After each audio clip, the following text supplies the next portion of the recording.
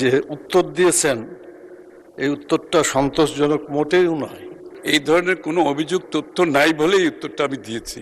তারকা চিহ্নিত 629 হাউজে উত্থাপন করছে এভাবে,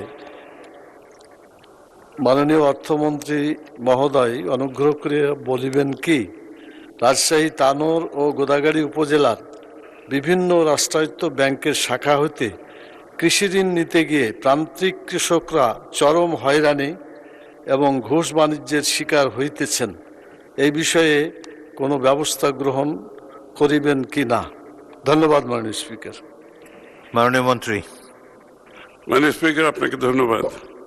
রাজশাহী জেলার তানোর ও গোদাগাড়ী উপজেলার রাজশাহী কৃষি উন্নয়ন ব্যাংক কর্তৃক পরিচালিত শাখা হতে কৃষক হয়রানি অথবা ঘুষ বাণিজ্যের মাধ্যমে ঋণ বিতরণ সংক্রান্ত লিখিত কোনো অভিযোগ পাওয়া গেলে তদন্ত সাপেক্ষে আইনানুগ ব্যবস্থা গ্রহণ করা হবে।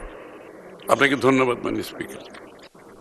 মাননীয় সদস্য মুজিবুর রহমান সাহেব একটি প্রশ্ন করতে পারেন। ধন্যবাদ মাননীয় স্পিকার। মাননীয় অর্থমন্ত্রী মহোদয় যে উত্তর দিয়েছেন এই উত্তরটা সন্তোষজনক মোটেও নয়।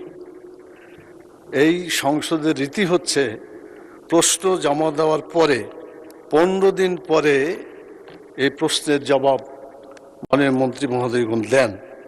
এই কারণেই দেন এই জিনিস দেখতে হবে যে আসলে জিনিসটা আছে কিনা, খতিয়ে দেখার পরে আইদার বলা হবে যে এটা আছে অথবা নাই, থাকলে কি পরিমাণ কোথায় আছে, না থাকলে ফ্ল্যাটলি ডিনাই করা দরকার। কিন্তু এই ধরনের জোড়াতালি জবাব দেওয়া আমার মনে হয় এই জাতীয় সংসদকে অবমূল্যায়ন করা হচ্ছে। ধন্যবাদ মাননীয় স্পিকার। মাননীয় মন্ত্রী। মাননীয় সংসদ সদস্যকে ধন্যবাদ। আমাদের কাছে এই ধরনের কোনো অভিযোগ তথ্য নাই বলেই উত্তরটা আমি দিয়েছি। অভিযোগ থাকলে তো তদন্ত হতো, সেটার বিচারও হতো। নাই বলেই তো উত্তরটা দিয়েছি।